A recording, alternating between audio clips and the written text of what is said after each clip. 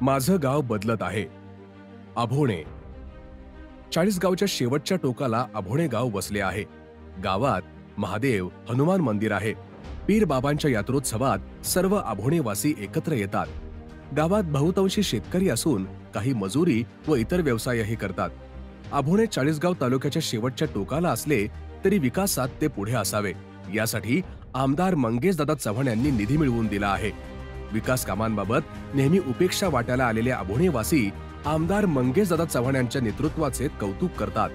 अभोणे गावातील विकास कामांमध्ये आमदार मंगेशदादा चव्हाण यांच्या नेतृत्वात काही मोठी कामे पूर्ण झाली आहेत.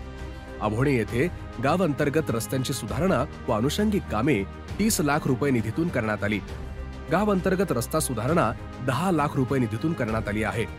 अभोणे तांडा येथे सेवालाल भवनाचे बांधकाम 10 लाख रुपये निधीतून पूर्ण झाले. अभोणे शिवारातील 442 शेतकऱ्यांच्या खात्यात खरीप दुष्काळी अनुदान 71,19,250 रुपये जमा करण्यात आले. तसेच अभोणे येथे दलित वस्तीकडे जाणाऱ्या रस्त्याचे सुधारणा काम 5 लाख रुपये निधीतून पूर्ण झाले आहे.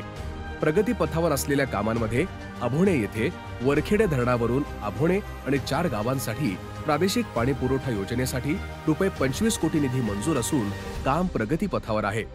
अभोणे गावातील पाण्यासाठी होत असणारी वर्षानुवर्षाची वणवण आमदार मंगेशदादा चव्हाण यांनी थांबवली आहे. तसेच अभोणे ते अडळसे रस्ता सुधारणा 49,42,000 रुपये निधीतून सुरू आहे. भविष्यातील कामांमध्ये अभोणे तांडा रस्त्याची सुधारणा 50 लाख रुपये निधीतून होणार आहे. आमदार मंगेशदादा चव्हाण यांनी चाळीसगाव तालुक्यातील अनेक प्रलंबित कामांना विकासाची वाट दाखवली. गोरगरिबांचा आमदार अशी त्यांची प्रतिमा यामुळेच तयार झाली आहे. अभोणेचे ग्रामस्थ अशा शब्दात आमदार मंगेशदादा चव्हाण यांच्याविषयी भरभरून बोलतात. हे पुन्हा विधानसभेत असतीलच, आम्ही त्यांचा विजय साकार करू अशी ग्वाही अभोणेचे ग्रामस्थ देतात.